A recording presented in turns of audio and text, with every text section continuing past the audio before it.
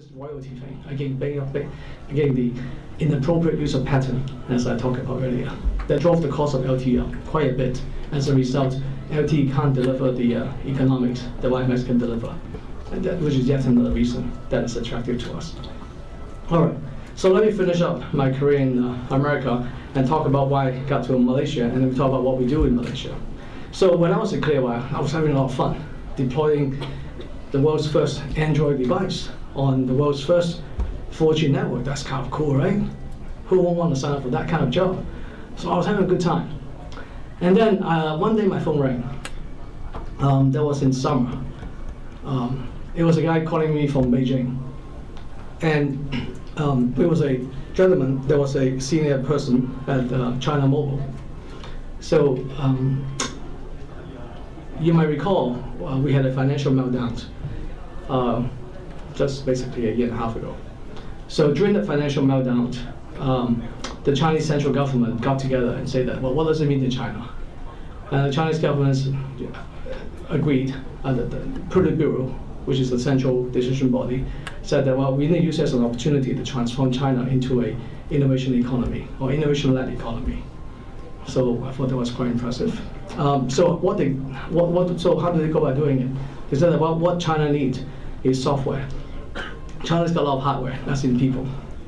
What they need is software. So the central government at the time made the decision to create a program called 1,000 Talents Program.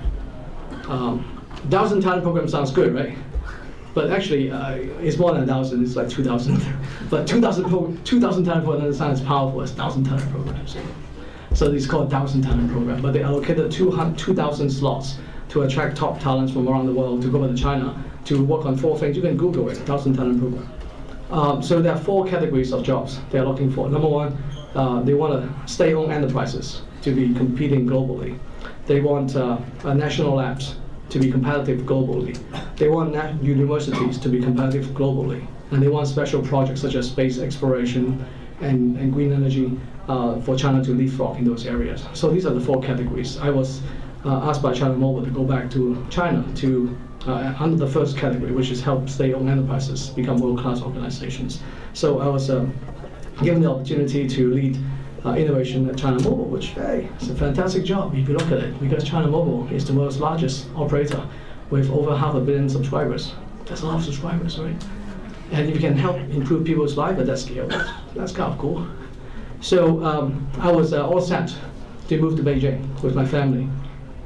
And then I got another call, this time from this company.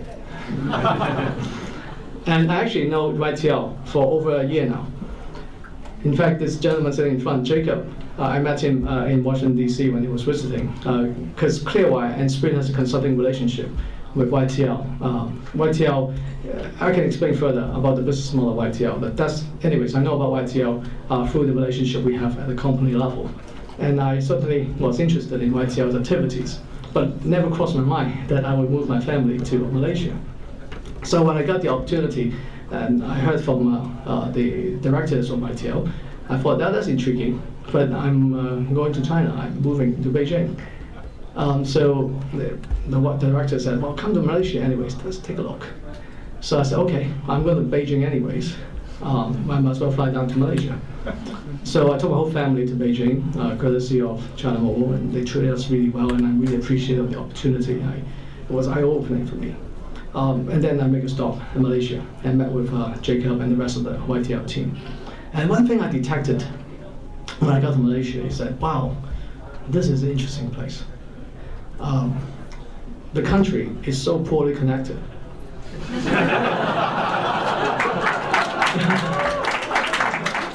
and yet, the ability to execute by the YTL group is so robust. That is a killer combination. When you walk into an opportunity where the market is so underserved, and the organization wanting to launch this new business has such a strong determination and the resource to actually do it right, that's a killer combination. So for a month, I went back to the States. I have a hard time sleeping. Usually I sleep really well. I have no problem sleeping. My wife was joking me that I can demonstrate sleeping in any place.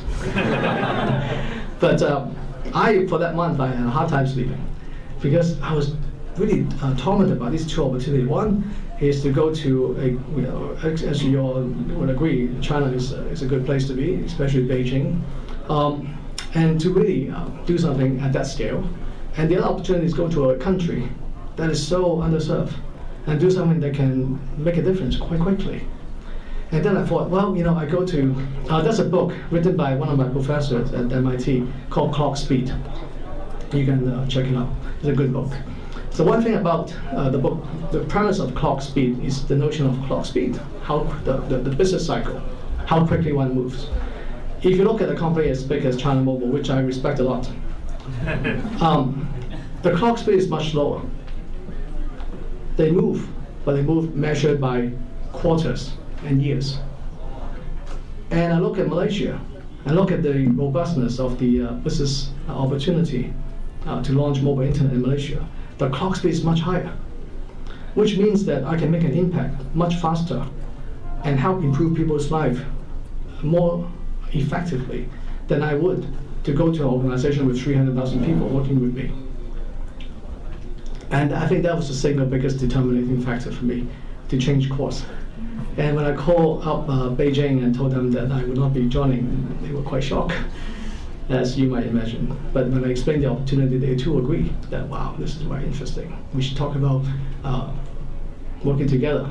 Okay, sure. But at some point we will be roaming. But China Mobile was doing LTE, so once they solve the royalty problems, IP problems, then maybe we can roam.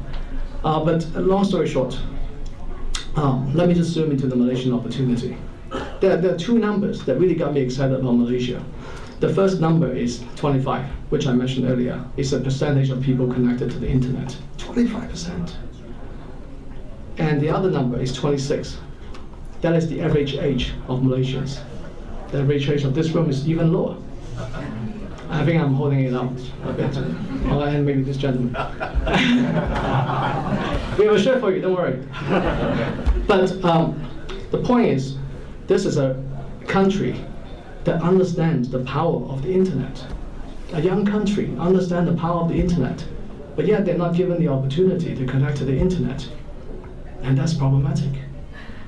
And when I walk into this opportunity, what got me excited is the fact that I can make an impact at a national scale quite quickly.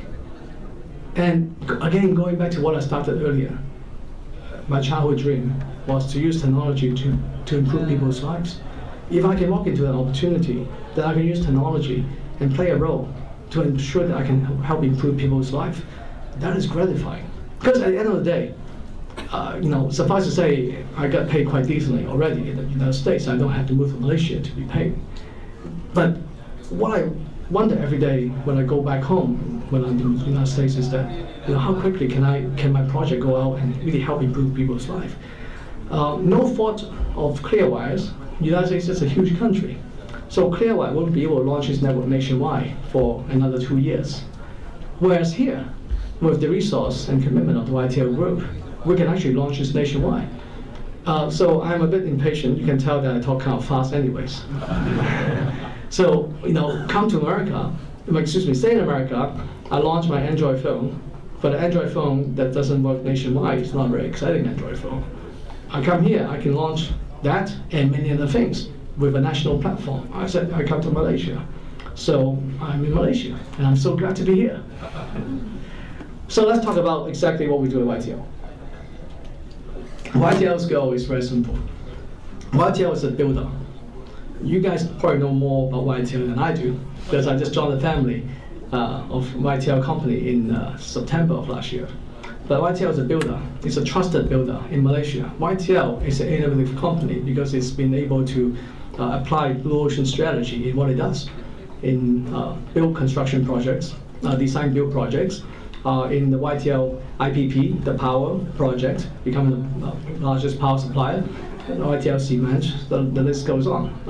The transformation of Bukit Bintang is fantastic. I saw some of the old pictures of Bukit Bintang before the transformation, and you can see it's quite different. So YTL has the DNA to be a builder.